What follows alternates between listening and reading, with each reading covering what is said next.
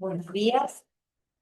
Vamos a dar hoy inicio a la audiencia, la continuación de la audiencia del día 18. Voy a hacer la certificación de la presencia de las partes.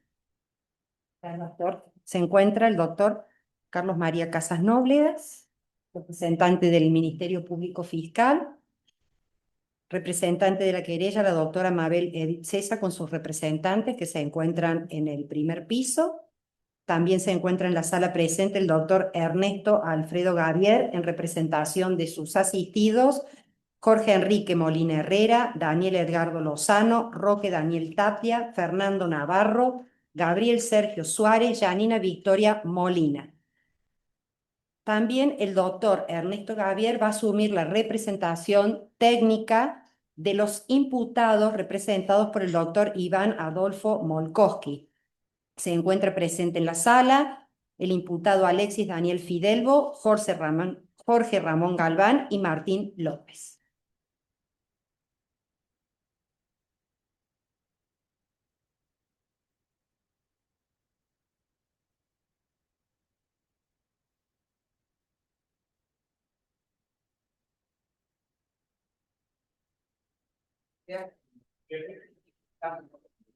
Bien, tomen asiento, por favor.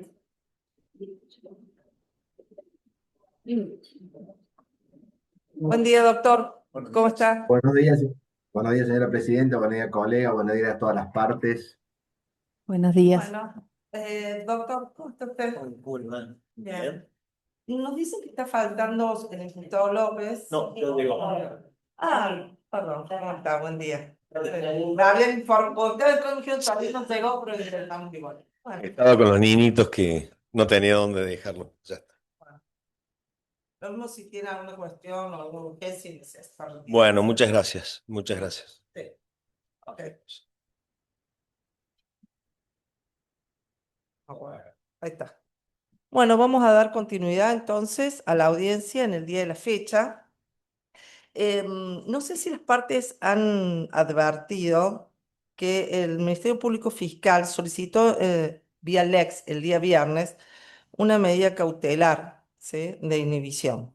El tribunal entiende que sería importante si se puede verbalizar en la audiencia para que quede el pedido verbalizado, independientemente de que no requiere la vista porque es inaudita parte, y sobre todo que no se ha identificado correctamente cuál sería la matrícula del inmueble, porque han identificado la identificación municipal de rentas de la nomenclatura catastral, pero no la matrícula del inmueble.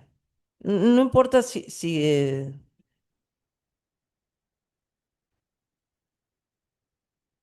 lo quiere hacer ahora o al finalizar el alegato, no hay problema si necesita que le acerquen los datos o alguna cuestión o... Y, debido al rechazo de la prueba que el Ministerio Público intentó incorporar al proceso, que es una prueba solamente a los fines de la medida de no innovar, es por eso que nos llegó al Ministerio Público y va a ser parte de las conclusiones finales, que también voy a hacer referencia a esto. Simplemente era a los fines de identificar el bien al cual queríamos solicitar la medida de no innovar justamente por estar en una manera precaria con un boleto de compraventa. Y eso es lo que se buscaba de alguna manera, identificar el bien a los fines de... O sea, usted tiene la identificación municipal de renta y catastral, pero no la matrícula del registro. No, porque nunca logró escriturarse Está bien, justamente está la bien. informalidad de esta forma de... No, pero no tiene la matrícula original ni madre. Eso No la tampoco. tenemos porque es un housing que está en proceso de escrituración y justamente parte de mis alegatos apuntan a decir que el imputado Suárez no quiso escriturar desde el año Sí, 2023, sí, eso que es. le están diciendo que lo haga, justamente no lo hace. El para que Ministerio Público justamente con no la sea nomenclatura catastral no logró o no ofició a los fines de... Y todo esto está en proceso Bien, de inscripción. entonces, si usted puede verbalizar esto ahora o para que ya quede registrado en la audiencia, ¿sí? O al finalizar el alegato. Bien. Lo mismo está por acá presentar en el Lex. Y en todo caso, el tribunal, si usted lo solicita, podrá oficiar a catastro para lograr la matrícula correspondiente. El tema es, el tribunal necesita saber si esto está subdividido o no, porque si no está subdividido y es una matrícula madre y original, varios afectarías el derecho de terceros. Son varios ¿Me PH. explico? Este es el PH número 2, son varios PH, sí. Mira, no sé que está subdividido ya. Sí, está subdividido. Bueno, en todo caso, cuando usted lo verbalice, el tribunal, no sé, tomaremos las cuestiones para informar, hiciera catastro. Muy bien. Entonces, encontrándonos en condiciones para dar continuidad a esta audiencia, Suárez, Gabriel Sergio y otros sobre asociación ilícita, por favor, si por secretaría puede informar la presencia de las partes para que quede registrado.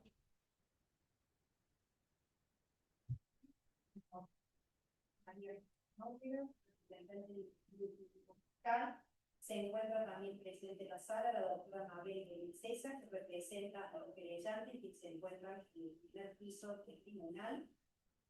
También se encuentra presente en la sala el doctor Ernesto Gavier, que representa a los diputados Jorge Enrique Molina Herrera, Daniel Edgardo Lozano, José Daniel Fernando Navarro, Gabriel Sergio Suárez, Janina Victoria Molina, Alexis Daniel Fidelbo, José Ramón Galván, Martín López, y estos tres últimos son representados por el doctor Ernesto Gavier, atento que no se encuentra Iván Adolfo Molchowski, su abogado, Bueno, quien ha cedido la representación en el día de la fecha al doctor Gavier. Así es, doctora. muy bien, y usted acepta.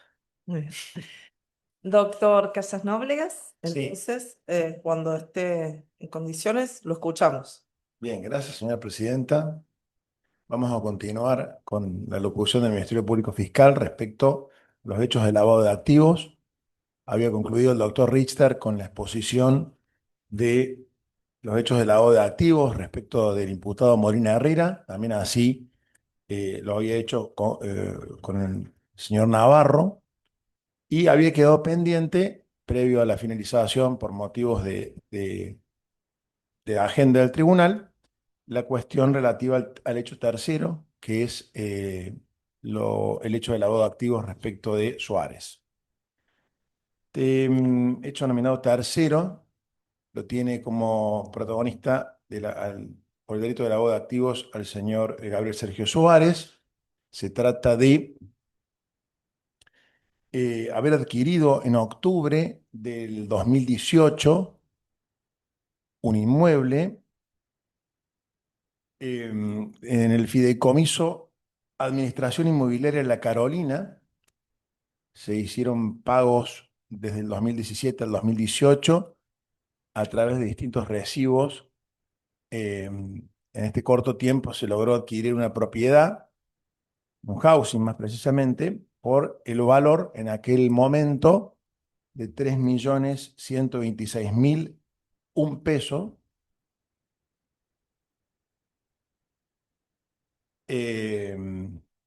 Entendemos que por la situación patrimonial que tenía el imputado y sus ingresos al momento de los hechos, no tenía los bienes, no contaba los bienes adquiridos de manera legítima para poder llegar a impactar esa suma.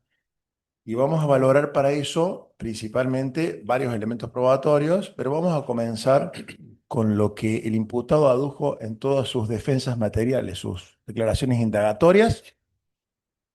Así tenemos varias declaraciones indagatorias respecto de su situación patrimonial. La primera, la que hizo en el 2019, apenas tomado conocimiento de la imputación, noviembre de 2019, el imputado adujo que su patrimonio se conformaba, obviamente como el de todos, se supone, con sus haberes salariales del cargo que ostentaba en EPEC. Percibía como su único salario en la suma de, en ese momento, 100.000 pesos. Ese era el monto que él tenía en aquel momento. Además, él referenció en el 2019 que tenía 8 hijos, de los cuales 2 todavía vivían con él. Relató además que su mujer no trabajaba y que él era el único sostén de familia.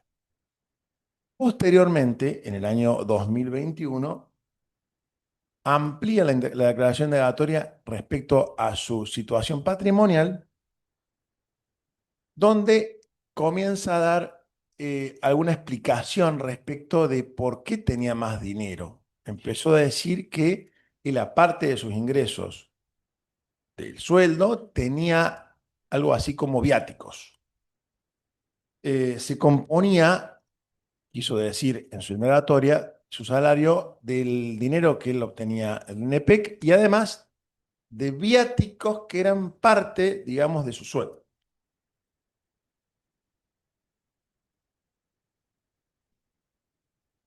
Obviamente esos viáticos tienen que estar justificados por un ticket, un recibo correspondiente para una cuestión particular relativa a la cuestión gremial, no a la cuestión para adquirir bienes para su propio peculio.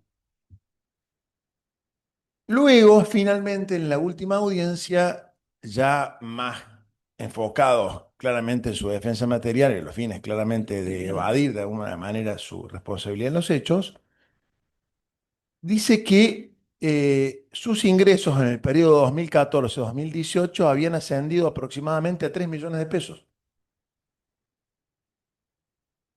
Paradójicamente, el monto que más o menos es el monto que les costó ese inmueble en el año 2018, 3.124.000.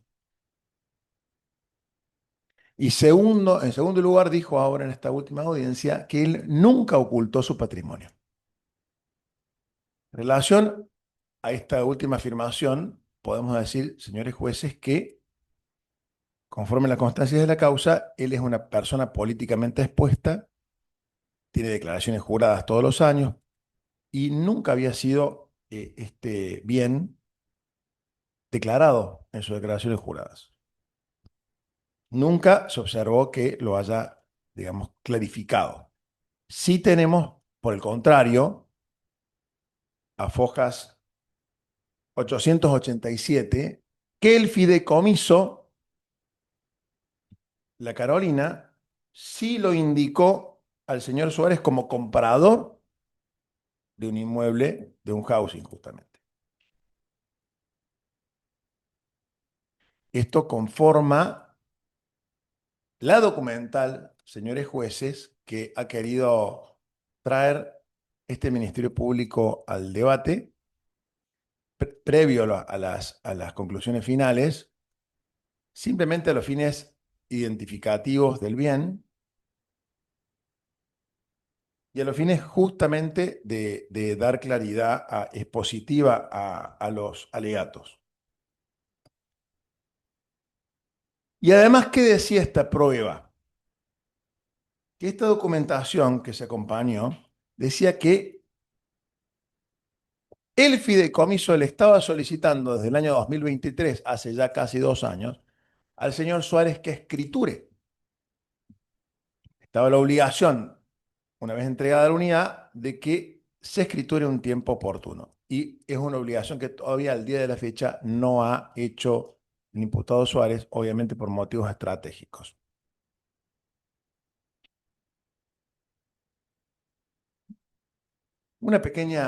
Pequeño paréntesis respecto de esta posibilidad que tenemos todas las partes de incorporar prueba en los procesos penales.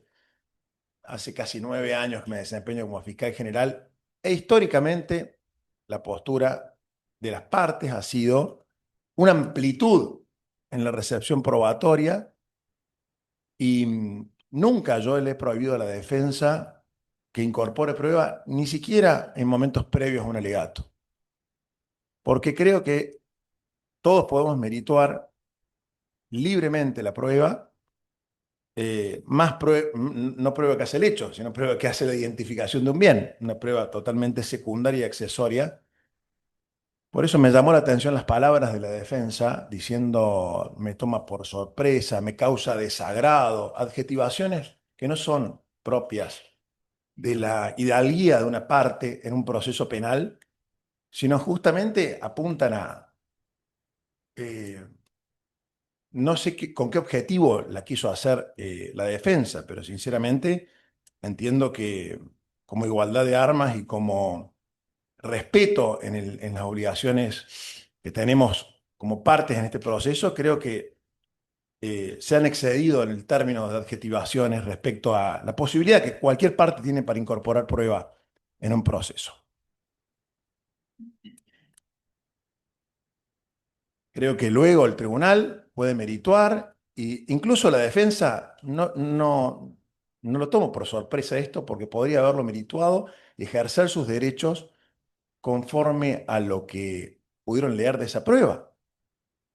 Valorarlo, incluso no van a alegar hoy, van a alegar incluso la semana que viene, tienen tiempo para ver y en todo caso decir algo respecto de esa prueba, pero acá no hay malas intenciones, no hay ningún tipo de cuestión al respecto. Sí entiendo que el objetivo fue justamente denostar la actividad del Ministerio Público, que tendió simplemente a ser un auxiliar de la justicia, como son la defensa también. La defensa son auxiliares de la justicia. Colaborar para que todo se aclare. Quien nada teme, nada debe. Por eso llama la atención la actitud. Y este rechazo que obviamente tuvo como contrapartida este pedido de la Fiscalía, por escrito incluso, una medida no innovar que va a ser luego fundamentada, justamente que no se desprendan de ese bien, que como es un boleto de compra-venta, puede ser fácilmente cedido. Y deshacerse rápido de un bien de notoria cantidad económica. Volviendo a los extremos de la acreditación de la situación patrimonial del señor Gabriel Sergio Suárez, tenemos la información del IFisco, de su salario, de lo que está comprobado que ganó en el año 2018.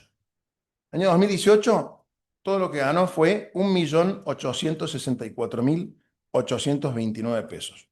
Esto surge a fojas 879. Sumado que también tuvo otras acreditaciones por 884.135 pesos, con un saldo de 40.783.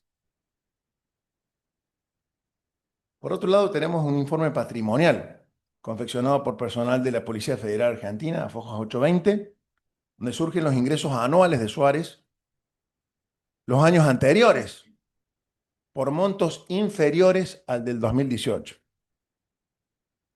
Por lo tanto, sus afirmaciones a cómo ascendían sus ingresos no guardan correlación con la prueba obrante en autos.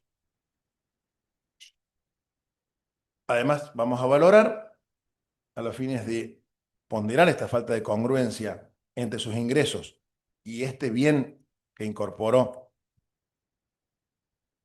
en el año 2018, tenemos el informe de Gendarmería Nacional, el 844/48, del que surge que el año que compró este inmueble muy costoso, si vieran las fotos de ese inmueble terminado al día de la fecha, ese mismo año cambió su vehículo y compró una camioneta Toyota Hilux, que está valuada en 350.000 pesos del momento de los hechos también. Es decir, el 21 de marzo de 2018 hizo este mismo reemplazo de vehículo, un mes después de haber adquirido este inmueble.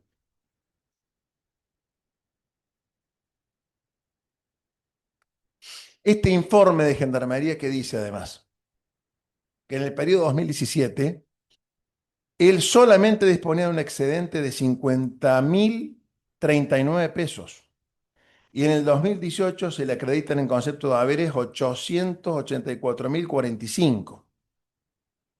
Esos son los informes que surgen del informe. No surge además que haya sacado un tipo de préstamo hipotecario o personal, por lo cual no contaba con los ahorros declarados suficientes para adquirir ese bien. Además, debemos tener en cuenta, señores jueces,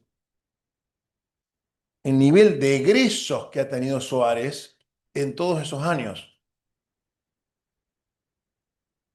como el de su grupo familiar. Tenemos el informe de migraciones, incorporado al sistema Lexien con fecha 3 de junio de 2025, del cual surge que en febrero de 2018, un mes antes que compró la camioneta, y en un tiempo breve que también compró el inmueble. Viajó a República Dominicana.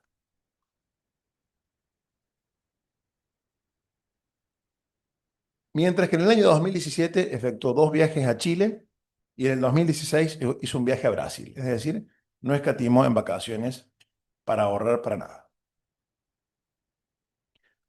Así también tenemos que tanto a Fojas 92 como a 111 se advierte que en 2 de esos viajes él mismo fue acompañado por su hijo Federico Suárez, quien nació en el año 2003 y al momento de los hechos era menor de edad, por lo cual obviamente se hizo cargo de los gastos de ese menor.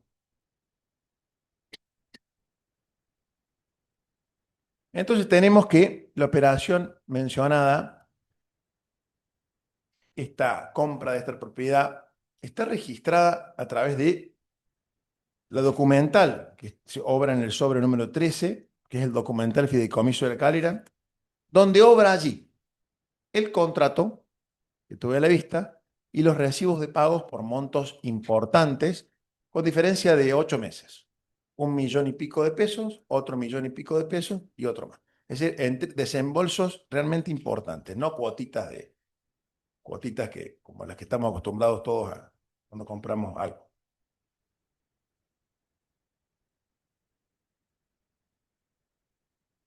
Finalmente, respecto de la condición objetiva de disponibilidad, tenemos que el salario mínimo vital y móvil, al momento en que finalizó el pago del bien, conforme a la resolución 318 del Consejo Nacional de Empleo, Productividad y el salario mínimo vital y móvil, ascendía a 10.700 pesos, por lo que en la operación que Suárez llevó a cabo se vieron involucrados 292 salarios mínimos vitales y móviles, lo cual excede en creces la condición objetiva de disponibilidad exigida por el tipo penal. Con lo cual entendemos que están acreditados los hechos respecto al hecho de lavado de activos y su participación en el mismo. Respecto de la calificación legal, voy a tratar de ser lo más breve posible porque ya en gran medida ha sido verbalizada mientras los alegatos fueron producidos por ambos fiscales. De acuerdo a las conclusiones expuestas, los imputados deben responder en orden a las siguientes calificaciones legales. Gabriel Sergio Suárez, entendemos que es coautor de asociación ilícita en carácter de jefe y organizador, artículos 45 y 210, segundo párrafo del Código Penal, por el hecho primero. También por el delito de defraudación por administración fraudulenta en calidad de coautor, artículos 45, 173, inciso 7 del Código Penal, por 23 hechos del 4 al 20 y del 22 al 27. Y finalmente por el delito de lavado de activos de origen delictivo en carácter de autor, artículos 45 y 303, inciso 1 del Código Penal, ello por el hecho 3. Todos ellos concursados realmente entre sí, conforme al artículo 55 del Código Penal.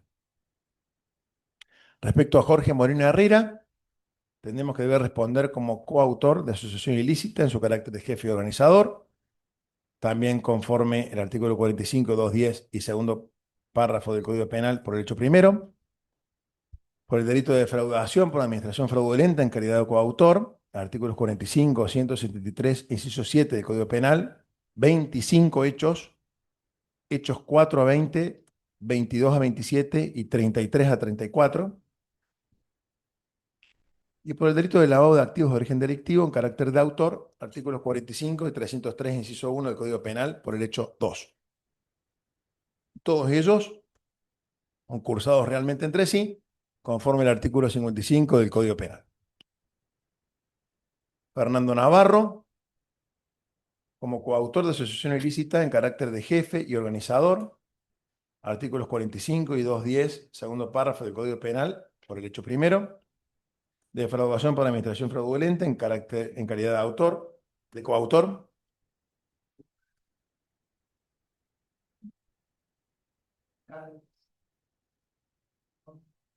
Perdón, señor fiscal. Bien, Discúlpelo. no hay ningún problema, señor presidente. ¿Tiene alguna urgencia su...? No, es porque venía a mi casa con mi hijo. Bien. Por eso, si usted necesita salir, le manifesté, salga por favor. Salir ahora, puede Puede salir, señora puede presidenta, salir si usted presta su consentimiento que quede representado por el chavo. ¿Sí? Bueno, salga a ver lo de sus hijos. Disculpe, gracias, señor señor fiscal. Bien, Perdón, ningún problema, señor presidente. Ahora sí, espere. Navarro, coautor, jefe de organización, asociación y tabla de defraudación. Defraudación. Defraudación por administración fraudulenta en calidad de coautor. 30 hechos, hechos 4 a 20, 22 a 34. Lavado de activos de origen delictivo en carácter de autor, artículos 45 y 303, por el hecho 21.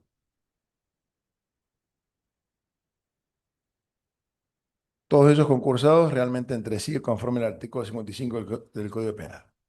Alexis Daniel Fidelbo, también coautor de asociación ilícita en carácter de miembro, por el hecho primero. Defraudación por administración fraudulenta, 7 hechos en total, debiendo responder. Calidad de coautor por el hecho cuarto y en calidad de partícipe necesario por los hechos 10, 13, 18, 23, 24 y 26. Todos esos concursados realmente entre sí. José Ramón Galván, para que responda en carácter de coautor de asociación ilícita en carácter de miembro, artículos 45 y 210, primer párrafo del Código Penal, por el hecho primero. Defraudación por administración fraudulenta, 13 hechos en total, debiendo responder en calidad de coautor por el hecho 4, en calidad de partícipe necesario por los hechos 9 y 10. Todos hechos concursados realmente entre sí.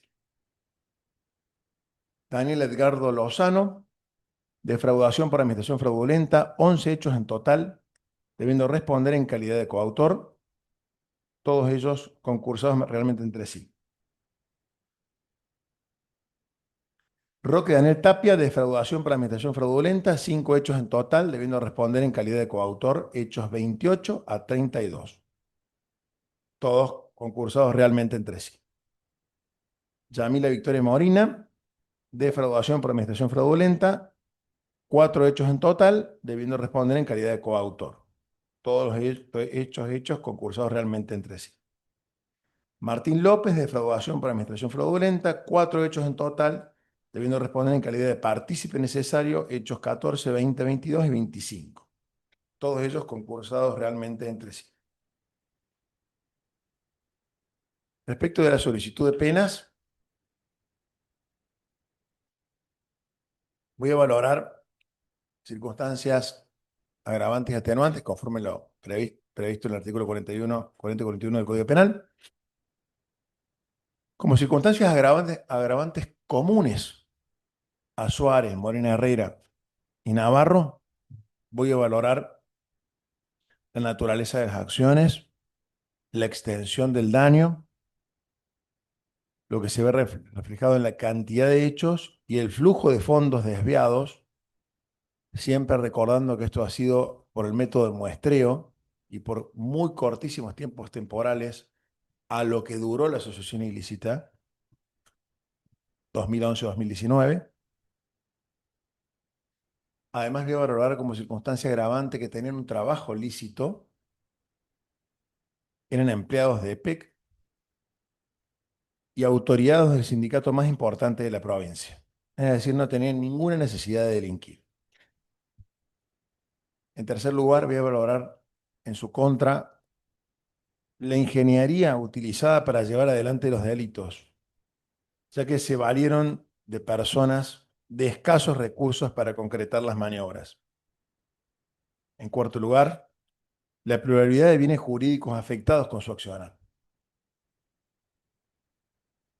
Específicamente en relación a Suárez, como atenuantes voy a ponderar su edad y su estado de salud, que tiene 2 hijos a cargo y que no registra antecedentes penales. Motivo por el cual voy a solicitar al tribunal se le imponga la pena de 10 años de prisión e inhabilitación especial para ejercer cargos sindicales por el término de 8 años, multa prevista en el punto primero del artículo 303 del Código Penal de la suma de 15.630.005 pesos, es decir, 5 veces el valor de la operación, teniendo en cuenta la magnitud, entidad de la maniobra, como así también la depreciación monetaria por el paso del tiempo, operó a su favor. Accesorios legales y costas. En relación al imputado Molina Herrera, como circunstancia agravante particular, voy a valorar que estuvo vinculado a las defraudaciones con cheques, como así también con las relacionadas a la obra social. Y como circunstancias atenuantes, voy a ponderar su edad, que tiene un hijo a cargo y que no registra antecedentes penales, motivo por el cual voy a solicitar se le imponga la pena de 9 años y 6 meses de prisión e inhabilitación especial para ejercer cargos sindicales por el término de 8 años, multa de peso 67.543, 67.543.500 pesos,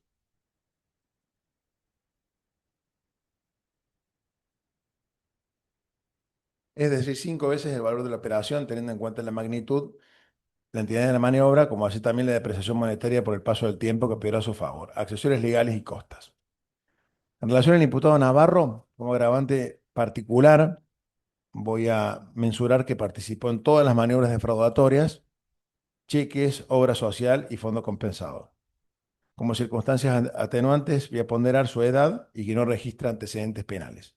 Motivo por el cual voy a solicitar se le imponga la pena de 9 años y 6 meses de prisión e inhabilitación especial para ejercer cargos sindicales por el término de 8 años. Multa de pesos 12.689.535, es decir, 5 veces el valor de la operación, teniendo en cuenta la magnitud y entidad de la maniobra. Accesorios legales y costas. En relación al imputado Tapia, como circunstancias agravantes, voy a valorar la naturaleza de la acción y la extensión del daño, que se ve reflejado en la cantidad de hechos y flujo de fondos desviados, afectando al sector más vulnerable de la sociedad, jubilados y pensionados. También que tenía un trabajo lícito, también que era empleado de PEC y secretario de una de las áreas más importantes del sindicato. Es decir, no tenía la más mínima necesidad de delinquir. Además, la cantidad de hechos, 5. Como circunstancias atenuantes, voy a ponderar su edad, que tiene un hijo a cargo y que no registra antecedentes penales, por lo cual voy a solicitar al tribunal se le imponga la pena de 5 años de prisión e inhabilitación especial para ejercer cargos sindicales por el mismo término, accesorios legales y costas.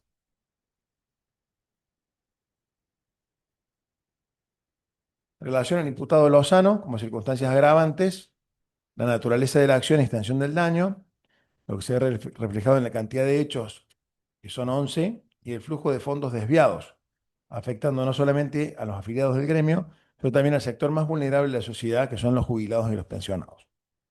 Además, vamos a valorar en su contra que tenía un trabajo lícito, empleado de PEC y secretario de una de las áreas más importantes del sindicato. No tenía ninguna necesidad de delinquir. Como circunstancias atenuantes, pondero su edad y que no registra antecedentes penales. Motivo por el cual voy a solicitar se le imponga la pena de 5 años y 6 meses de prisión en habilitación especial para ejercer cargos sindicales por el mismo término. Accesorios legales y costas. En relación a Janina Molina, simplemente recordar el pedido absolutorio hecho por el hecho 28.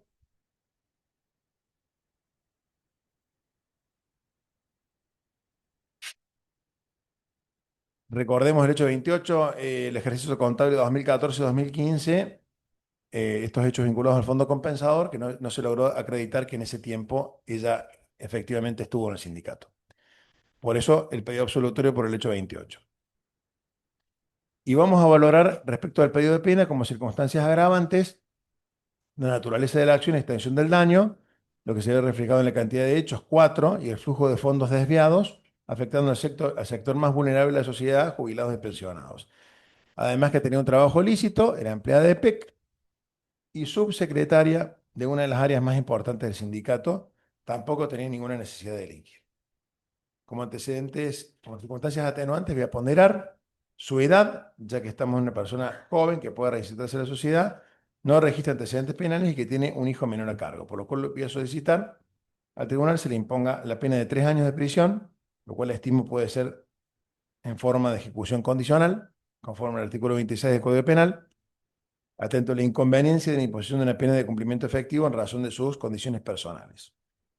Inhabilitación especial para ejercer cargos sindicales por el mismo término, accesorios legales y costas.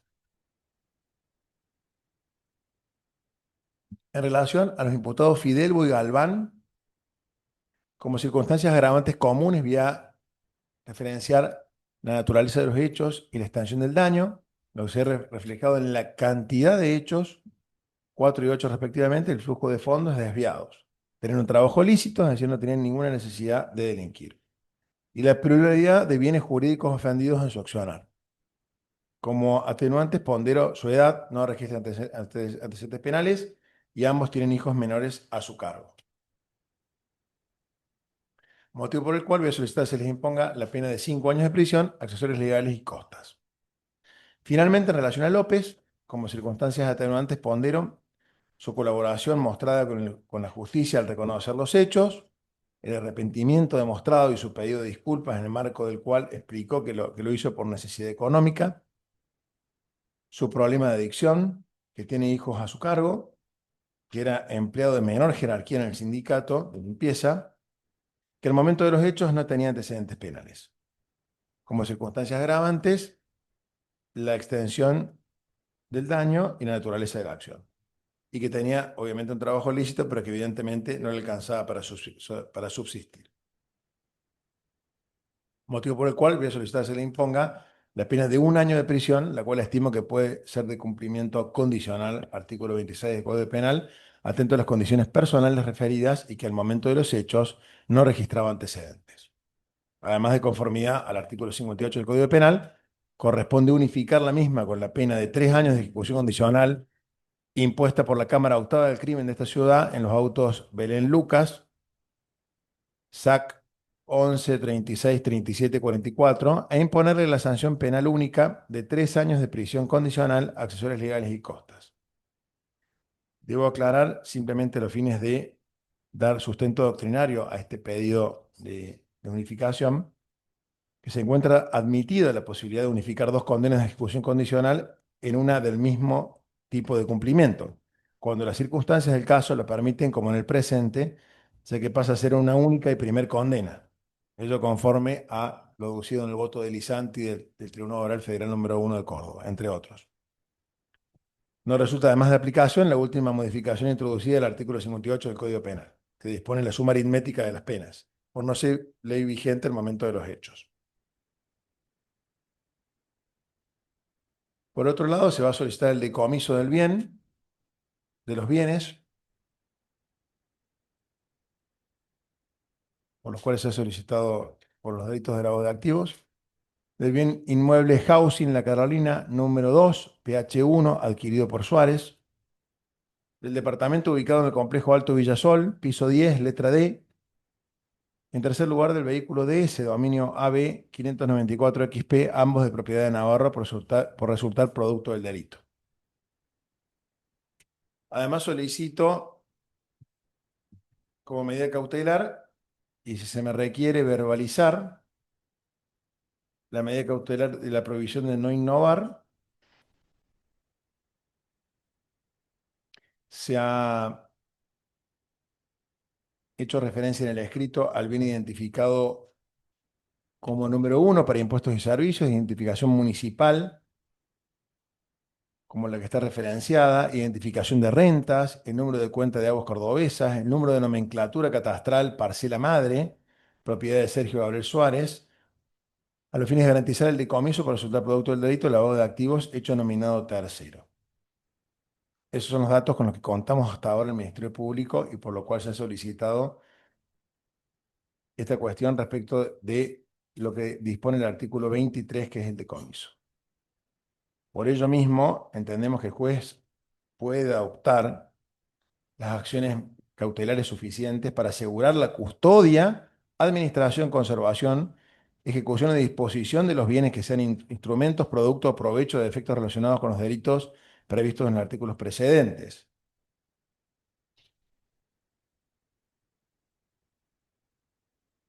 Así las cosas, entiendo que este pedido de medida cautelar, prohibición de innovar, no ha podido concretarse en el día de los alegatos que se suspendieron y siguieron hoy, existiendo un temor fundado. El imputado pudiese en estos días desprenderse del bien inmueble, quien ya aclaré, solo cuenta con un boleto. Por ello, solicitamos el urgente dictado de la medida cautelar.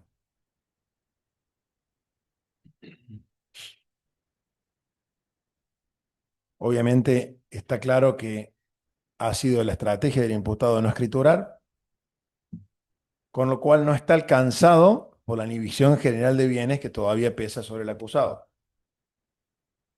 pudiendo disponer libremente del mismo mediante simple cesión de boleto. Con lo cual, atento al temor fundado en que el bien se diluya, se justifica en razón de lo informado por el Fideicomiso de la Carolina, quienes pusieron en su conocimiento que se le ha exigido desde el año 2023 sin que a la fecha haya hecho movimiento alguno por los fines claramente estratégicos de esta causa. Todo ello se hace con el único objeto de que no desaparezca este bien y se consolide el provecho del delito como tantos otros que no pudieron ser habidos justamente por la técnica del muestreo que hemos implementado, pero conspirado contra la magnitud de los bienes que podrían haber adquirido o tener guardados. Por lo cual voy a solicitar el dictado urgente de la prohibición de innovar. Entendemos que están dadas los dos requisitos de admisibilidad, la verosimilitud del derecho y el peligro en la demora, conforme lo exige el Código Procesal Civil y Comercial de la Nación.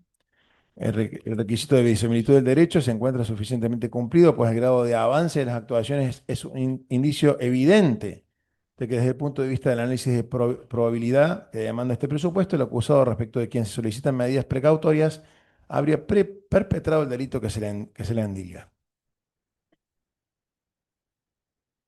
Más aún debemos señalar que dicho requisito se configura.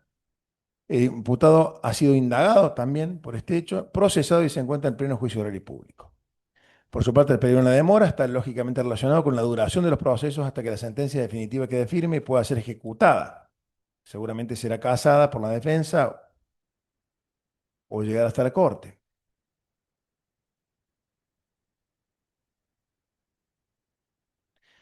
En los bienes identificados tenemos simplemente los que hemos podido acompañar hasta el momento, que son hasta ahora los que cuenta el fideicomiso.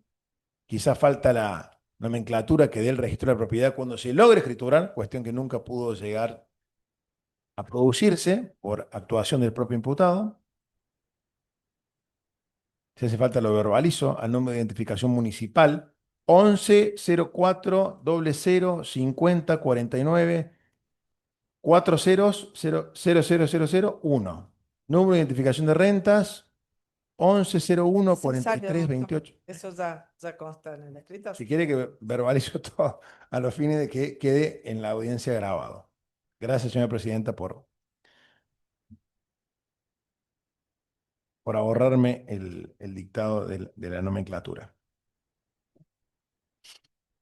Así las cosas, tras la identificación del bien mencionado, tiene por objetivo, por supuesto, asegurar e inmovilizar los mismos a los fines de garantizar el decomiso en caso de recaer una sentencia condenatoria.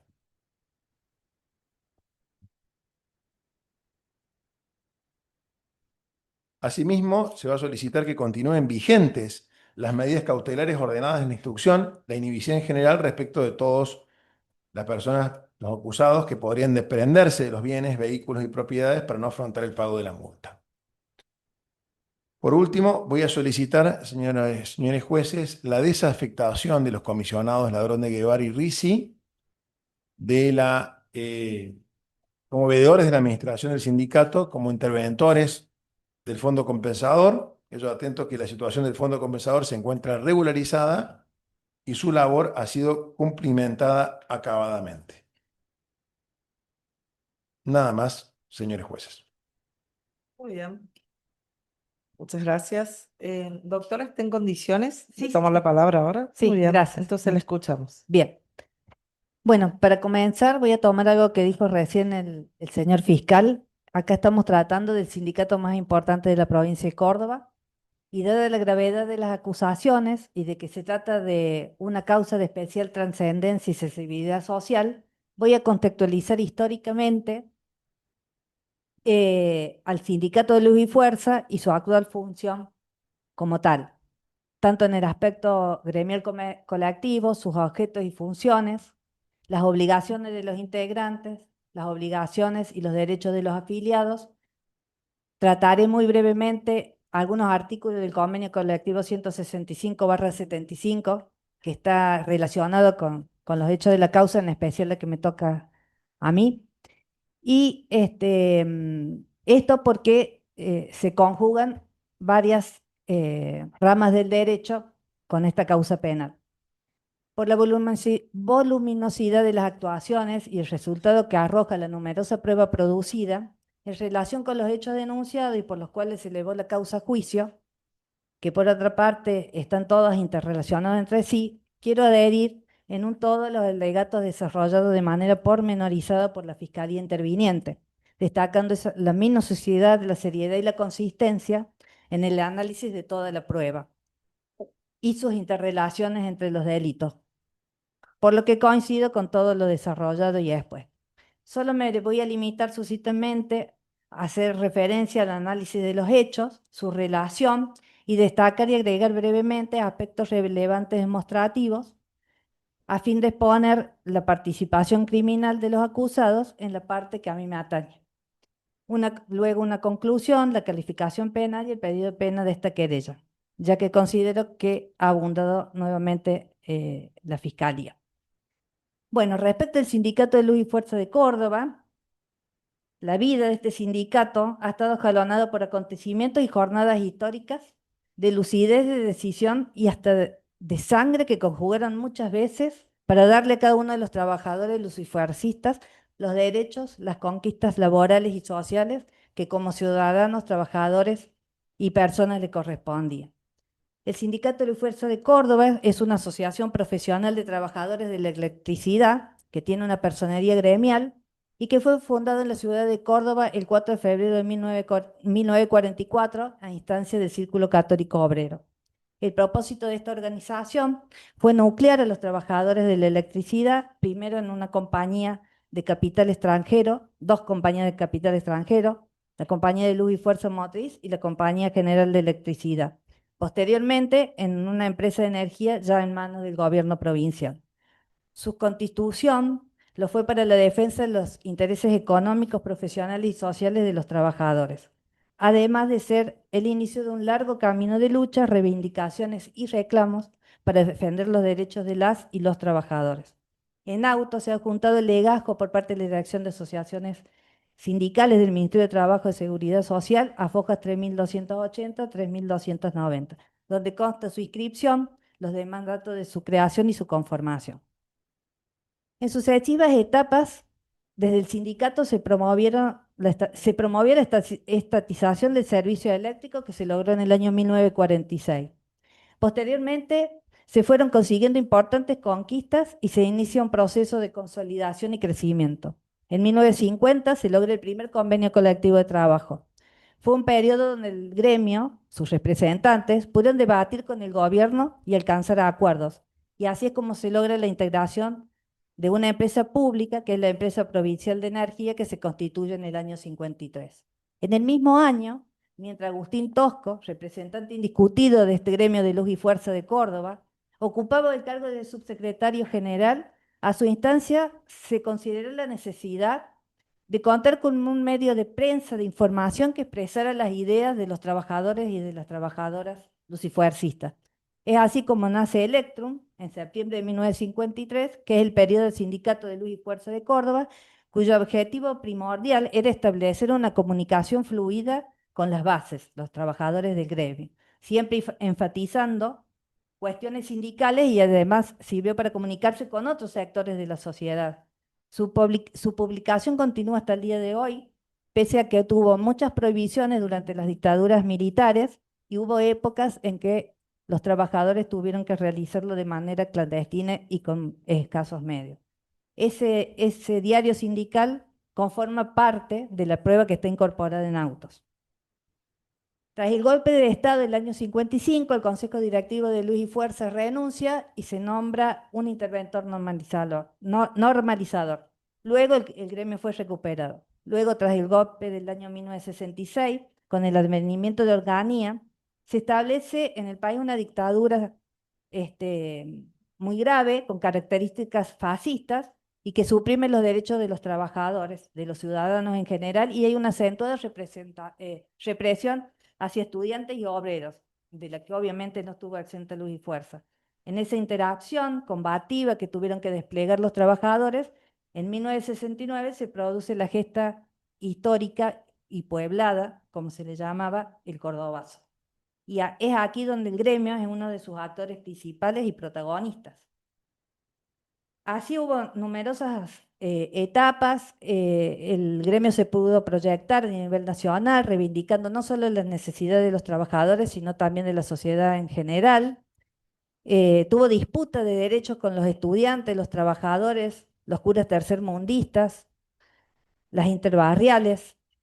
Se hace solidario en las luchas con otros trabajadores de distintos sindicatos, y de todos esos reclamos del pueblo terminan en represiones, cárceles, desapariciones, muertes y condenados por dictadura. Caso de Agustín Tosco, Felipe Alberti, Tomás Di Tofino, Simón Grigaite, Osvaldo Ortiz, por nombrar solo algunos compañeros.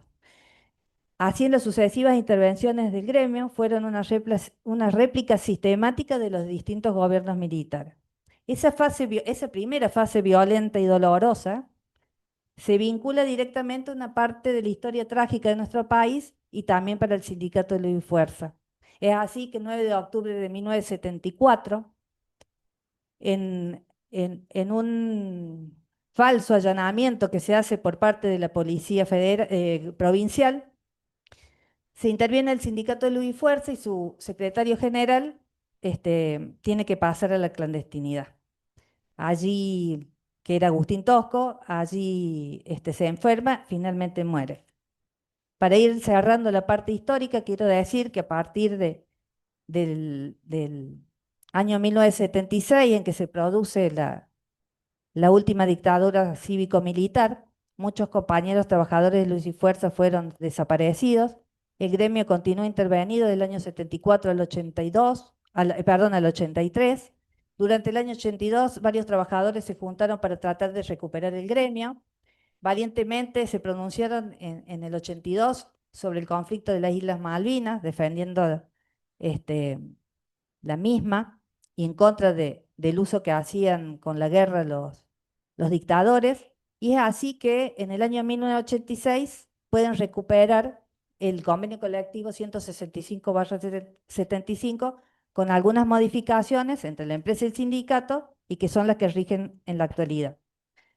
Cerrando este legado de luchas, como hitos importantes históricos, el Sindicato de Luz y Fuerza jalonó de los mismos, pudiendo ser parte del programa de La Falda en 1957, de Huerta Grande en 1962, formó parte de los CGT de los argentinos con el programa del 1 de mayo de 1968, que buscaba siempre la defensa de los trabajadores. Participó en la gesta histórica ya mencionada del Cordobazo en el 69, del Viborazo en 1971, y se logró la aprobación del convenio que venimos hablando, 165/75. Los años 90 y 2000, se resistió todas las privatizaciones que pretendía imponer el gobierno provincial. Podemos afirmar que el legado de muchos trabajadores que pusieron su inteligencia, su cuerpo y todo su esfuerzo, incluso su vida por mantener y mejorar las condiciones dignas de los trabajadores, dejaron en pie un sindicato ejemplar en relación con un reconocido prestigio gremial, y por su acción social tuvo trascendencia a nivel local, nacional y también internacional. Es uno de los sindicatos más estudiados en las universidades argentinas y de otros países en carreras como ciencias sociales, historia. Trágicamente, como bien lo señaló el Ministerio Público Fiscal, lo que viene ocurriendo incluso desde antes del 2012 es la antítesis de lo que he expuesto y que nos lleva hoy a estar en el presente juicio. Bueno, traspasando la conformación Doctora, sí. el tribunal ha sido respetuoso respecto a la cuestión histórica Bien. y hemos tomado nota. Le recuerdo que la querella que usted ha formulado y el ámbito jurídico restringido que tiene en relación a la participación, que es en relación a Molina Herrera y Navarro, Sí. ¿no? Sobre los hechos del fondo. Muy bien. Bien. Eso es nomás para circunscribirnos eh, ahora en relación a este. Perfectamente, sí, sí. Bueno, ahí yo quiero explicitar, digamos, un poquito voy a tomar el estatuto del gremio y lo voy a relacionar con lo que me toca con el tema de OSPI, de la obra social. Quiero decir también que es muy difícil aislarlo de toda la interrelación que hay con todos los otros delitos. Por ahí tengo que hacer referencia muy brevemente, pero no lo puedo tomar como un hecho aislado, desmembrarlo de ese todo que conforma la causa.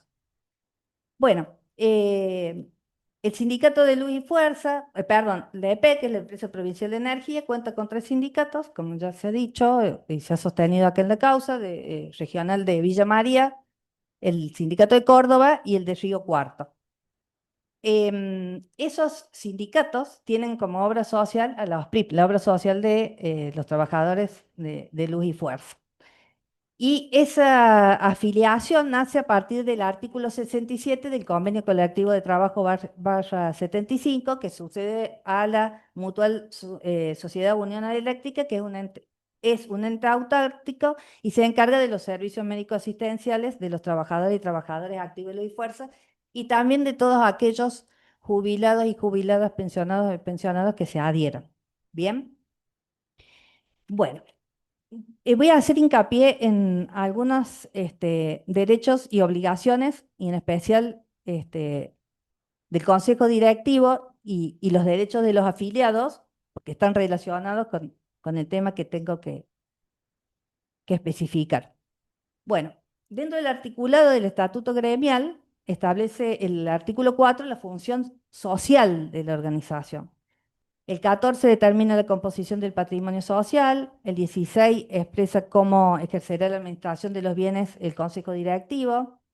Asimismo, ahí voy a hacer una acotación. Dice que el Consejo Directivo ejercerá la administración de todos los bienes sociales y necesitará autorización expresa de la Asamblea General para adquirir inmuebles, grabarlos, enajenarlos, pero así también para solicitar préstamos.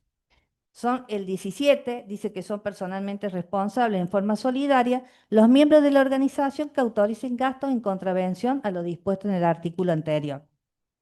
El 21 establece los órganos de dirección, administración y gobierno del sindicato, secretario de consejo directivo, cuerpo general de delegados y asamblea general. Después, los siguientes hablan de la composición del consejo directivo y también quiero hacer hincapié que para acceder a un cargo de estas características, tanto la ley de asociaciones profesionales 23.551, artículo 18, como el estatuto gremial en su artículo 27, dentro de las condiciones que requiere, establece que las personas que integren el consejo directivo no pueden tener inhibiciones civiles ni penales. Sin embargo, los jefes de esta asociación ilícita, como lo ha denominado la Fiscalía, están inhibidos en esta causa desde hace años, caso Molina Herrera y Navarro que nos ocupa. Es decir, que ocupan los máximos cargos jerárquicos con una irregularidad que obviamente tengo que decir que es avalado por el Ministerio de Trabajo. Han sido numerosas las presentaciones que se han hecho denunciando esta situación, entre otras, más de 7 u 8 presentaciones desde el año 2018 más o menos a la fecha, y nunca hemos tenido respuesta. Es decir, que los integrantes del Consejo Directivo no podrían estar en las funciones que están. Bien.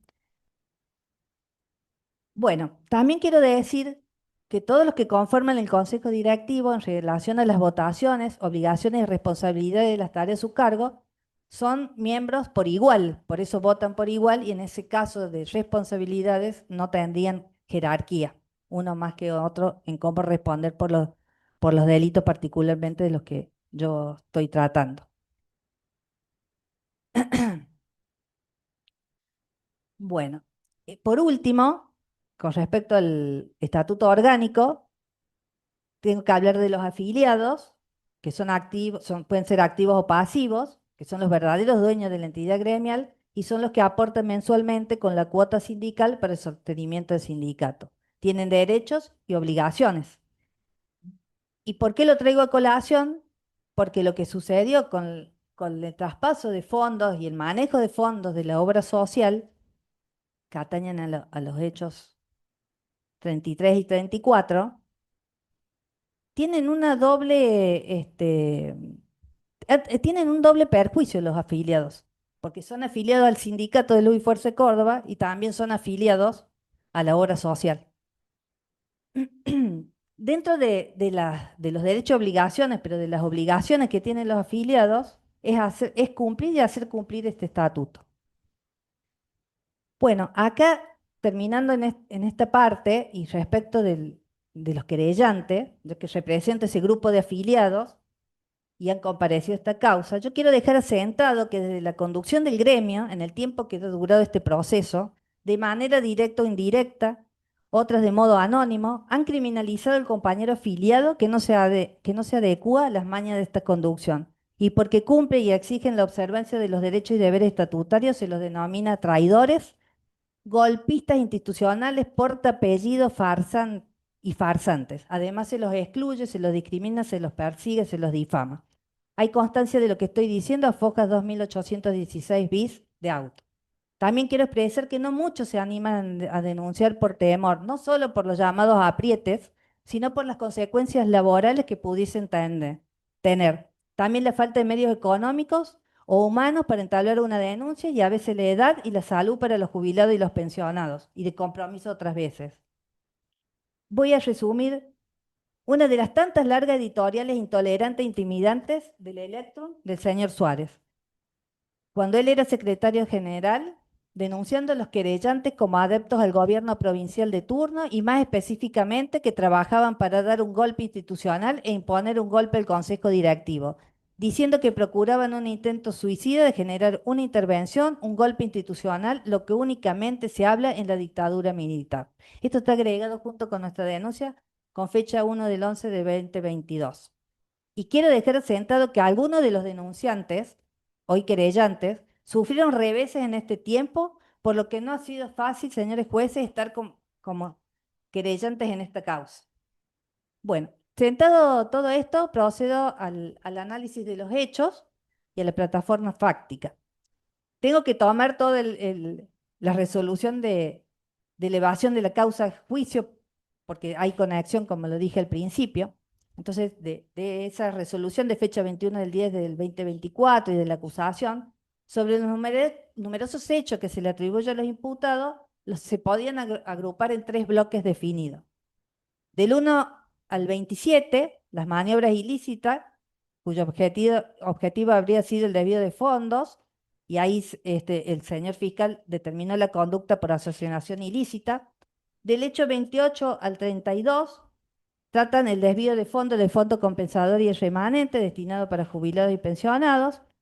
Y del hecho 33 al 38, el desvío de fondos de reserva prestacional de salud de los periodos 2016 y 2017 a otra área del sindicato, procurando un lucro indebido en perjuicio de los intereses de los agremiados, siendo los sindicados de esta maniobra Jorge Enrique Molina Herrera, secretario adjunto en ese momento, y Fernando Navarro, secretario de Finanzas y Administración, estando también implicado el señor Adolfo Chanarino como interventor de la obra social del personal de Luz y Fuerza, a quien hago mención, pero bueno, en otra oportunidad será juzgada.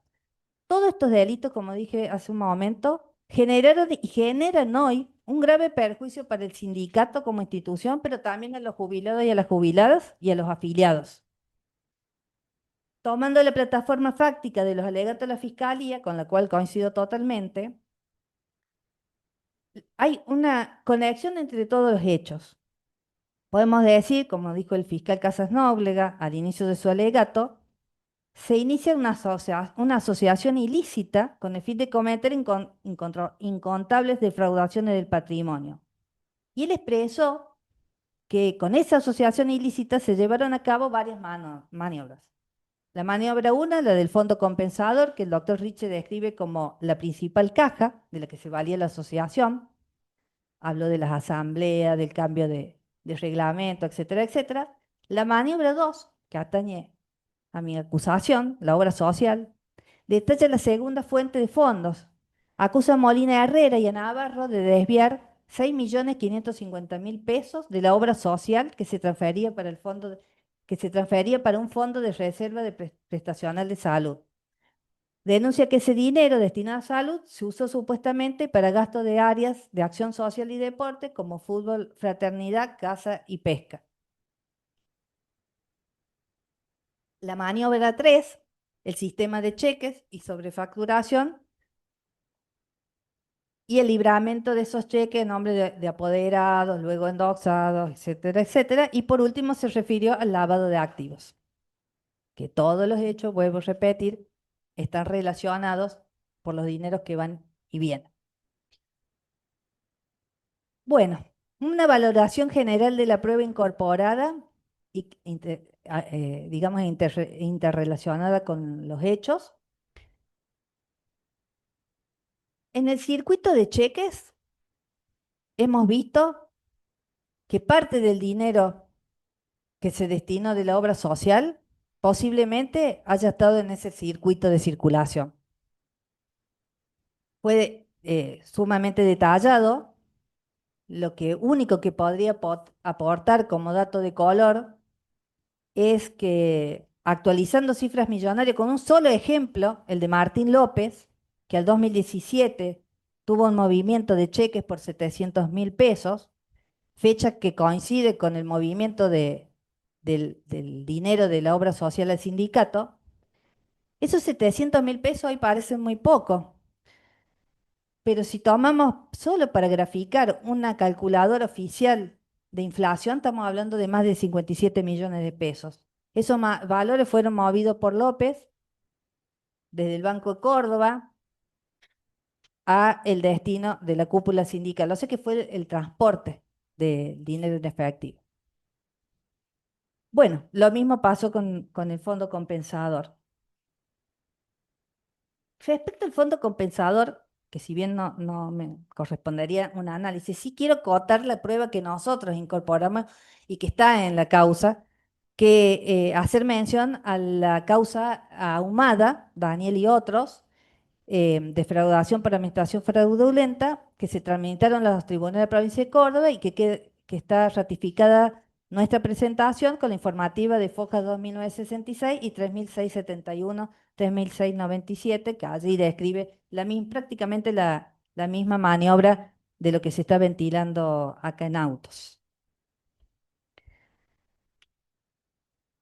Y por último, respecto de eso también, otra prueba que nosotros incorporamos, que no puedo dejar de mencionar, son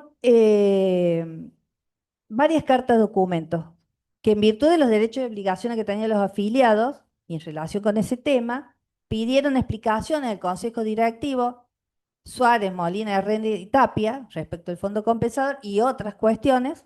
Se intercambiaron 15 cartas documentos. Están todas en el 2022, incorporadas con la denuncia de Fojas 1915. Bueno, adentrando del tema de la obra social, que sería el tercer bloque de delitos, sobre desvío de fondos de reserva prestacional de salud de los periodos 2016 y 2017 a otra área del sindicato, esa maniobra está claramente probada en autos con toda la documental ofrecida e incorporada como prueba, y hago especial mención a los informes y los testimonios efectuados por el personal de Gendarmería, los señores Risi y Ladrón de Guevara, remitiéndome a lo expuesto en la resolución de elevación a juicio para los hechos nominados 33 a 38 y a la exposición sobre el tema que específicamente hizo la Fiscalía. Quiero agregar que sobre estos hechos, Molina Herrera, secretario adjunto, y Navarro, secretario de Finanzas y Administración al momento de los hechos, decidieron por sí destinar esos fondos de reserva prestacional de salud a otros sectores del gremio, supuestamente, incumpliendo las resoluciones dictadas por el propio Chanalino en su calidad de interventor y que luego lo desconoció. siempre ignorando un tema tan sensible como es la salud. Ese destino terminó para el área de acción social y de deportes, usándolo supuestamente para conceptos de fútbol, confraternidad, caza y pesca, bolsón escolar, inauguración y otros eventos, sin ninguna relación con los fines del Fondo Prestacional de Salud determinado en los informes de FOJAS 2046-2048. Y está la impunidad en el manejo de los dineros sindicales que ni siquiera tuvieron la delicadeza de aparentarle un marco legal, pasándolo a consideración de la Asamblea, que es el órgano soberano del sindicato, mucho menos informarlo a los afiliados. Así tenemos demostrado que en el hecho 33 se desviaron un total de 2.550.000 pesos en los periodos 2016 y 2017. Esos fondos fueron remitidos por parte de la obra social al erario del sindicato, administrado por los imputados, a través de 2 cheques. Cheques de la obra social, número 124.299, 124.592 del Banco de la Nación Argentina, que se dividieron de la siguiente forma. 1.350.000 de fecha 21 del 12 del 2016, 1.200.000 cheque de fecha 8 del 3 del 2017. Hoy esos montos, vuelvo a repetir, parecen insulsos, pero para graficar y tener una idea relacionada a lo que podría ser hoy, volví a tomar la calculadora de inflación oficial, y esos 2 importes equivaldrían a 238.273.050 pesos. Bueno, lo mismo pasó para el periodo entre el 17 del 8 del 2017 al 30 del 6 del 2018, que es el hecho 34. Se desviaron un total de 4 millones de pesos, con la misma modalidad. 2 cheques, también del Banco Nación, número 125.021, 125.677. Cheque del 17 del 8 de 2017 por 1,5 millones, cheque del 18 del 5 del 2018 por 2,5 millones. Nuevamente, para graficar, estamos hablando de un total de 142.033.500 pesos. Del total de esos 4 cheques remitidos por AOSPRIF al sindicato entre diciembre del 2016 y mayo del 2018, descrito en el hecho 33 y 34, si lo sumamos, haciendo un total de 6.550.000 pesos. Hoy, 410.263.050 pesos.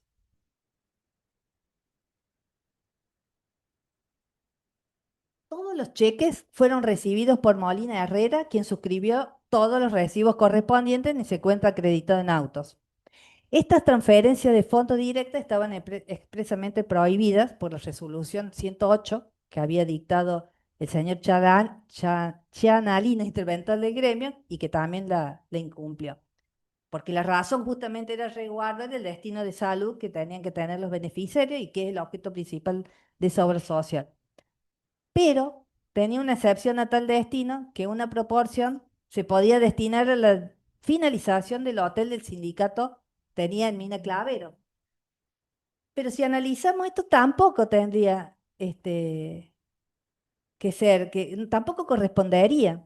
Además de lo que le ingresa al sindicato por contribución mensual de los afiliados y las afiliadas, recibe una suma millonaria que realiza EP como una contribución patronal al área turismo, que es equivalente al 2,5% de toda la masa salarial. Toda la masa salarial significa sean afiliados o no afiliados al sindicato. Y eso está establecido en el artículo 68 del convenio colectivo 165/75.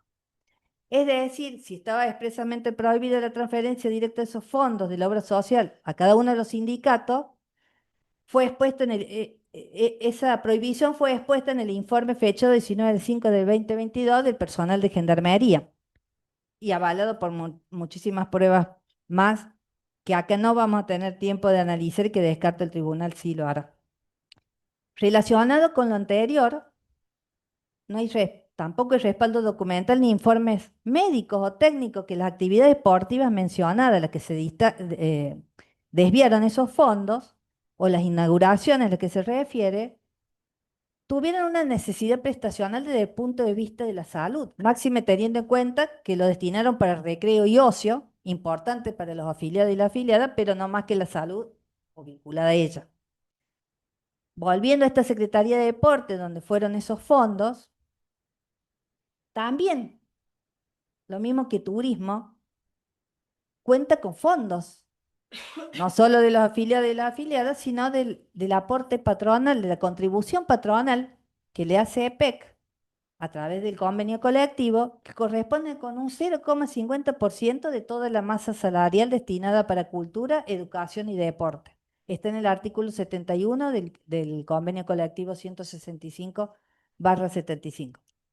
También me refiero que corresponde a toda la masa salarial, sean trabajadores afiliados o no de Luz y Fuerza. Y por último, para cerrar estas contribuciones, lo mismo que no está en tela de juicio acá, también el área de vivienda recibe un 2%. Ambas cuestiones sobre los aportes de EPEC al sindicato fue confirmado también por esto que estoy diciendo de estos aportes por el testigo Acosta. Pero además surge y se puede ver en cada uno de los balances adjuntos en autos, en los anexos que dice estado de recursos y gasto desagregado en el rubro de ingresos, figuran estas contribuciones patronales en los ítems vivienda, turismo, cultura y educación, acción social y deportes. Se pueden observar en los balances agregados en autos, en especial las fojas 4049 y 4319.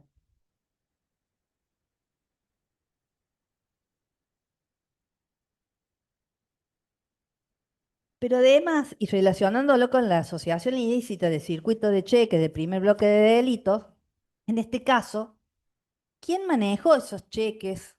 ¿Cómo terminaron dentro o fuera del sindicato? Bueno, todos los recibos están suscritos por Molina Herrera. Los cheques, si bien salían en nombre del sindicato, fueron endosados, algunos por Molina Herrera, por Alexis Fidel Guzmán, algunos los depositaron en la cuenta del sindicato y creo que hay uno que fue cobrado en efectivo. Eso consta fojas 203 a 212 y 2371 a 2374. Tampoco tenemos certeza alguna que haya sido cierto el destino total y efectivo de ese dinero al supuesto fútbol con fraternidad, casa, pesca. Tampoco está demostrado ni respaldado por ninguna prueba documental, ni mucho menos por alguna testimonial. Solo hay una mención general en los balances, pero dudamos que sea cierta. Bueno, aquí se confirma el circuito de dineros y el círculo de concatenación de todos los hechos ventilados en esta causa, mencionados por la Fiscalía, ya que esos pagos o giros de dinero coinciden plenamente en fecha con el circuito de cobro de cheques de ese bloque 1 que mencioné al principio, y por los cuales fueron procesados por asociación ilícita varios de los acusados. Desde los hechos imputados a la fecha, se puede visorar en cada una de las memorias y balances los números en rojo del sindicato. Siempre el pasivo es infinitamente superior al activo, no habiendo correlación entre las cifras millonarias de ingresos y los gastos que austeramente debería llevar y velar la representación sindical. Lo que no se dijo es que al igual que la deuda histórica del remanente del fondo compensador, que fue reconocida, este dinero del fondo prestacional utilizado en otras áreas nunca se devolvió a ese fondo, cuyo destino era más delicado que el torneo de fútbol o pesca. Por su parte, el interventor chanarino, en cuanto a su función y responsabilidad, debía tener más celo en el manejo de los fondos de la obra social. Justamente había sido designado como interventor para normalizar la obra social y en las mismas fechas consignadas estaba atravesando un proceso de un gran concurso preventivo en los tribunales provinciales. El número de expediente es 3651-844 y es de público conocimiento y acceso. Inmediatamente que el juzgado número 1 hizo una comunicación en un oficio con fecha 24 de 6 del 2022, dirigido a la Superintendencia de Salud de la Nación, informando sobre el desvío de los fondos a fin de que tomara razón, fue desligado de la entidad de manera inmediata. Pero bueno, sus responsabilidades serán tratadas oportunamente. Asistimos nuevamente a un doble perjuicio de mis mandantes. Además de afiliados al sindicato, al momento de los hechos eran afiliados también a dicha obra social. Acá quiero recalcar mi insistencia en algunas preguntas a los testigos sobre la situación actual de la obra social. ¿Y por qué lo preguntaba? Porque a consecuencia de ese desmanejo y descontrol, hoy está desmantelada. Los servicios de salud son acotados, hay una sola clínica de emergencia y lo puedo decir personalmente porque soy afiliada a esa obra social y padezco esas necesidades que otrora teníamos un montón de servicios de salud en la OSPLIF.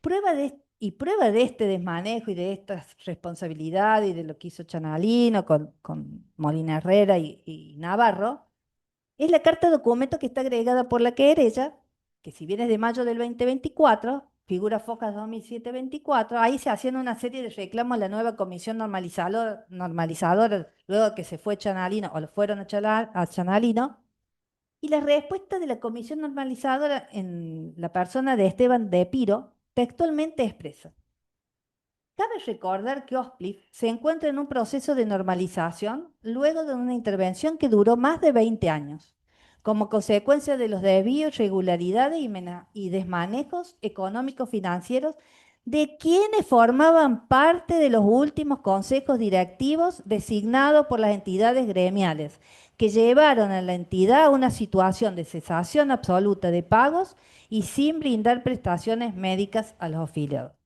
Esto me exime de mayores comentarios porque las consecuencias de aquello que venimos tratando de 2016-2017 son parte de lo que hoy estamos viviendo y padeciendo los que somos y los que son afiliados a la obra social. Bueno, de todo lo relacionado en la causa y el circuito enmarañado de estos hechos, todo se concatena. Podemos decir hasta acá que no se ha podido justificar por parte de la defensa, al menos de las pruebas que podemos analizar, el enriquecimiento de algunos de los imputados, tampoco, refiero Molina Herrera y Navarro, y tampoco el origen del dinero de las apuestas de Molina Herrera. Incluso, como dijo la Fiscalía, no puede argumentar que se haya enriquecido mediante las apuestas. Eso es iluso pensar, los sistemas están hechos justamente para todo lo contrario.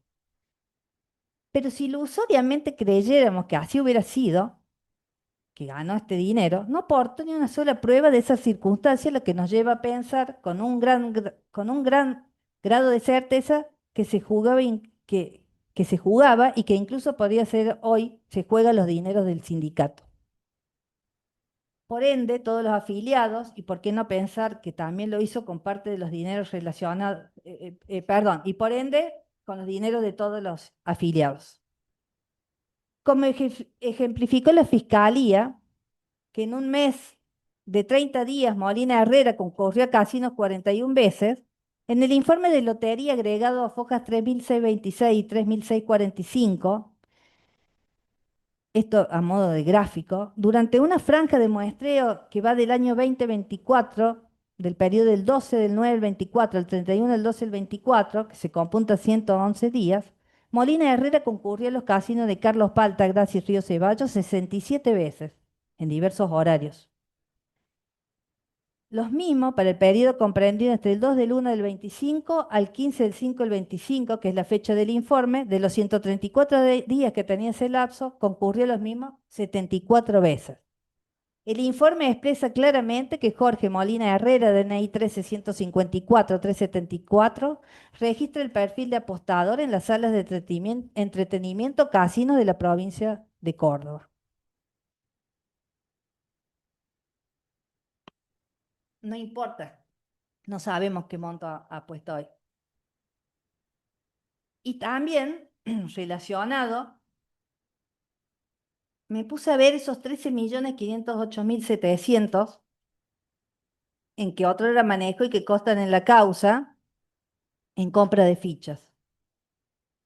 Y para aquel periodo imputado, lo saqué varias veces porque no puedo creer que el valor de hoy signifiquen 1.297.362.039 pesos con 30 centavos. Si bien la sanción penal va a ser para los hechos acá caratulados, para el periodo actual solo hay un tipo de sanción que es la moral. Bueno, así como con eso en los periodos también hubo grandes cargas que no pagaban que no pagamos, por ejemplo, este, las cargas sociales de los empleados.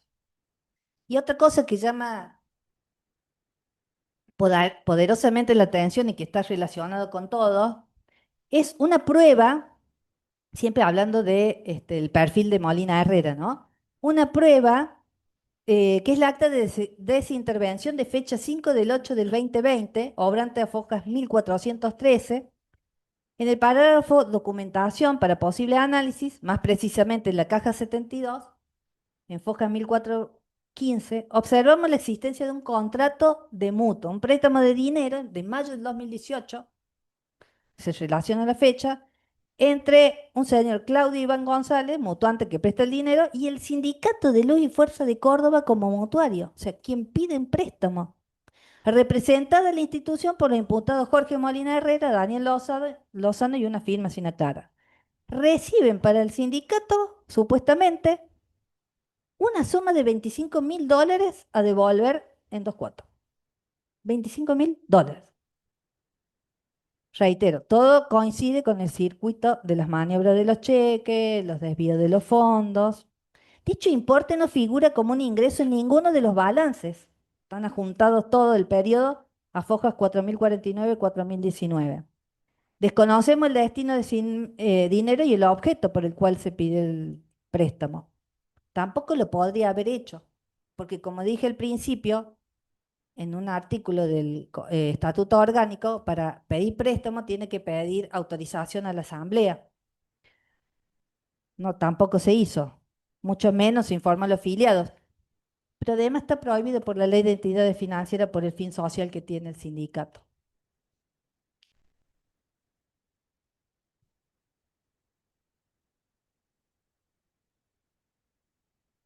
Disculpen.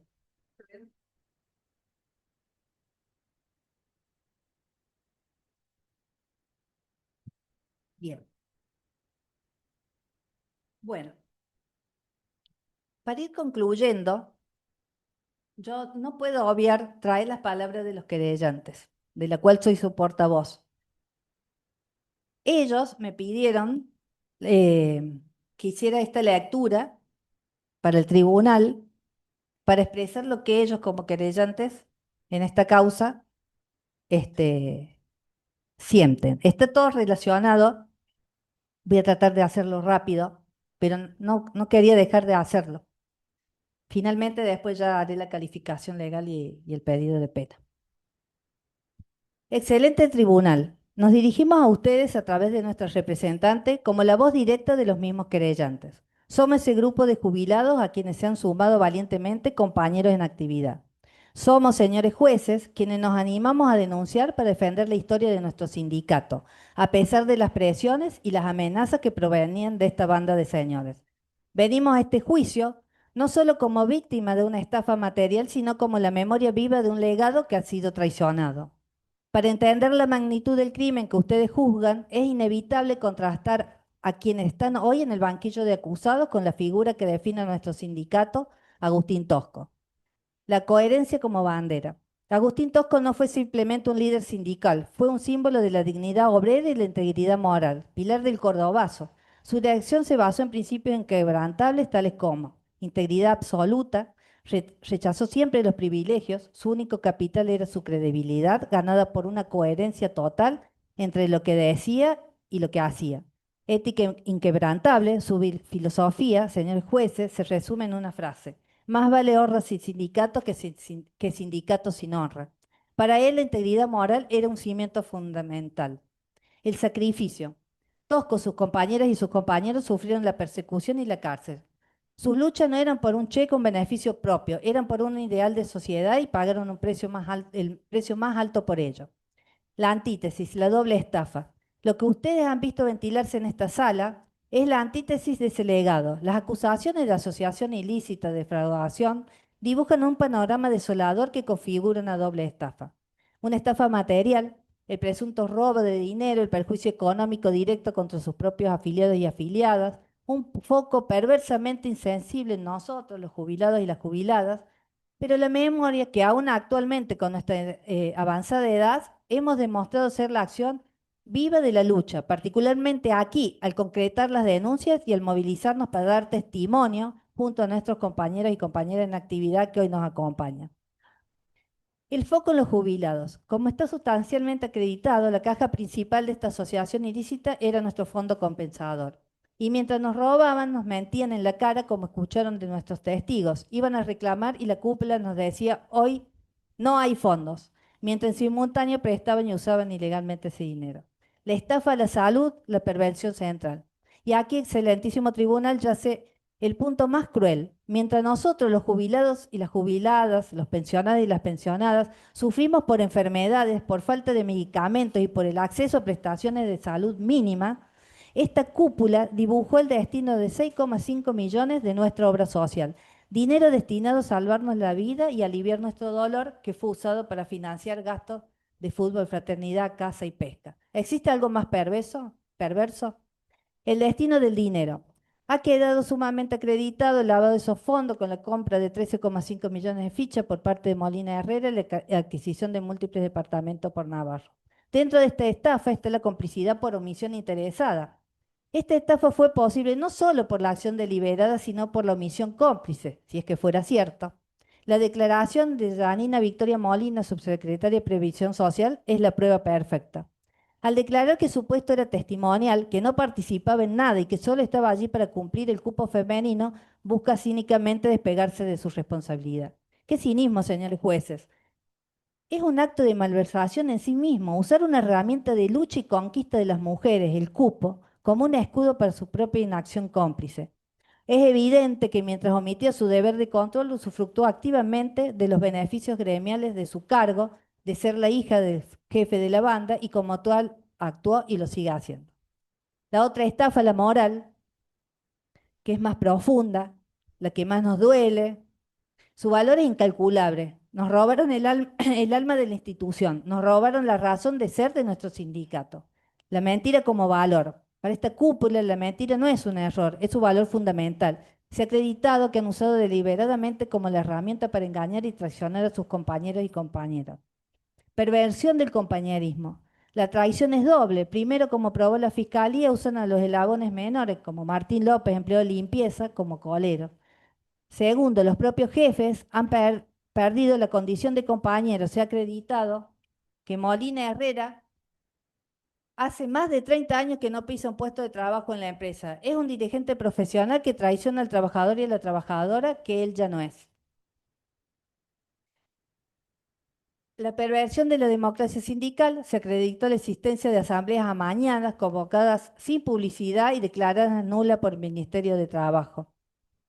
Esta cúpula es la responsable directa de una desafiliación masiva de compañeras y compañeros que, asqueados por este accionar, decidieron irse. Con cada afiliado digno que se iba, solo quedaban los más obsecuentes, que no eran todos, pero no los más luchadores. Y así, vaciando el sindicato de su espíritu crítico, es como continuaron ganando elecciones. Pervención de la honestidad. El testimonio de Chipolini y de la imprenta fue clave. Declaró que el sindicato le exigía agregar una sobrefacturación y devolver un cheque como condición para trabajar con ellos. Aquí yace la raíz de nuestra indignación. Es la utilización de un sello, el de Luz y Fuerza de Córdoba, es la utilización de los nombres de las y los trabajadores que fueron desaparecidos para cometer actos de corrupción. Convirtieron nuestra historia en una mercancía.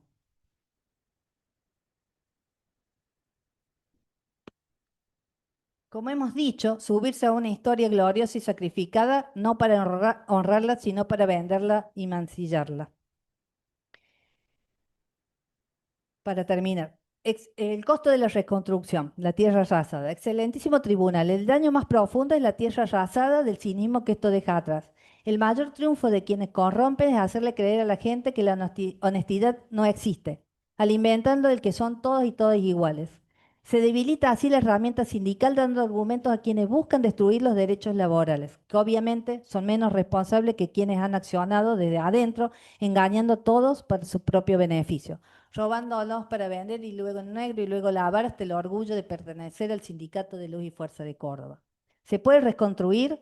El dinero teóricamente se recupera. La confianza que han roto en forma tan íntima es casi imposible de restaurar. La refundación de Luz y Fuerza de Córdoba exigirá mucho más que cambiar nombres. Exigirá una refundación moral absoluta con una nueva generación de dirigentes que viva con la austeridad y la transparencia de Tosco. Solo así se podrá empezar a limpiar la mancha que esta cúpula le ha dejado a una historia que trágicamente les quedó demasiado grande. Bueno, voy a cerrar con la calificación y el pedido.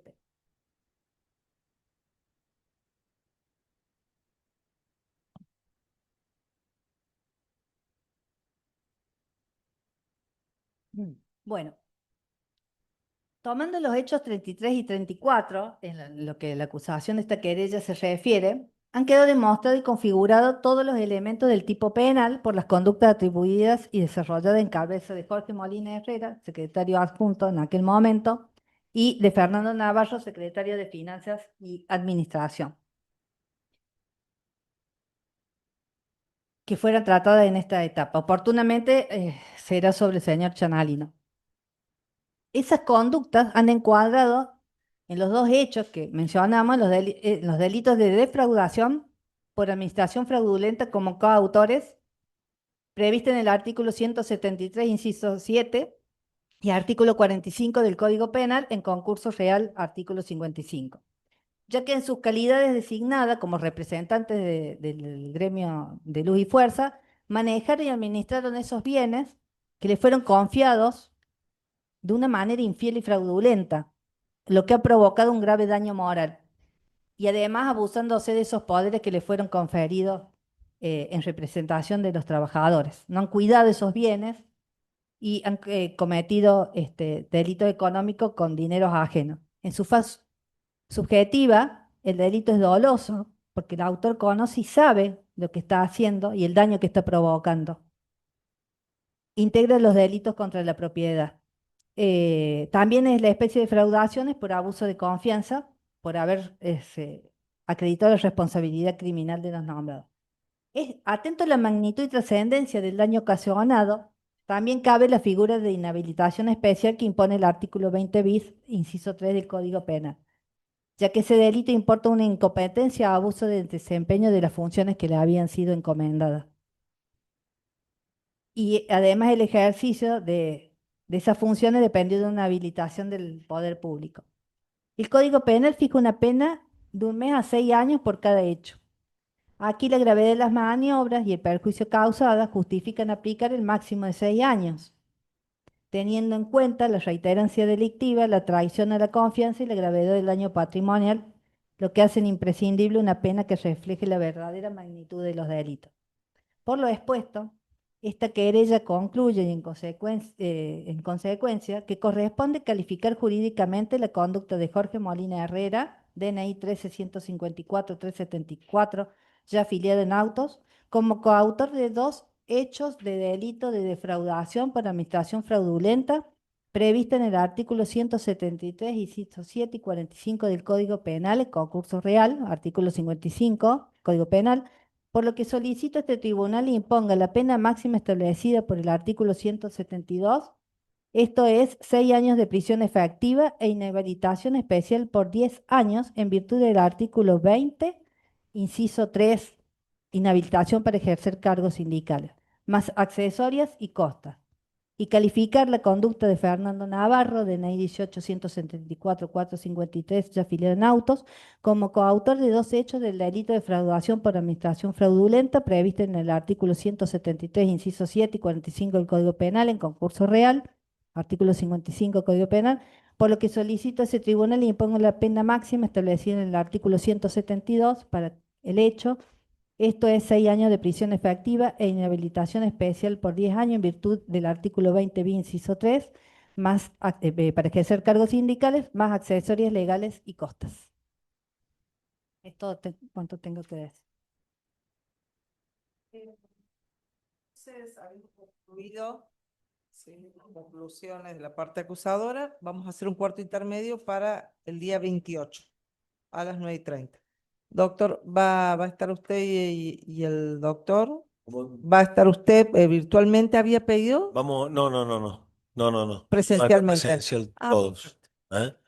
Muy Todos, bien. el doctor Mokoski va a llegar a las 3 de la mañana de ese día. Vamos a intentar primero con Tristán alegar y después que llegue más tarde en todo Le caso. hago una consulta por el tiempo Sí. que estima la defensa para ver si tomamos última palabra ese día o no, si tenemos un retraso con el doctor o alguna cuestión. El doctor Gabriel y la doctora también tienen otra audiencia, entonces queremos articular si es última palabra ese día o más adelante, si tiene algo, independientemente de que lo resolvamos por secretaría. En todo caso, le comento en 2 o 3 días por secretaría. Bien, ¿Puede ser? como para organizar el Sí, sí. calendario del tribunal Sí, sí, y sí. obviamente el de las partes. Está bien, Bueno, está bien. muy Muchas bien. gracias, señor presidente. Bueno, entonces un cuarto intermedio hasta el día 28. Gracias. Muy bien.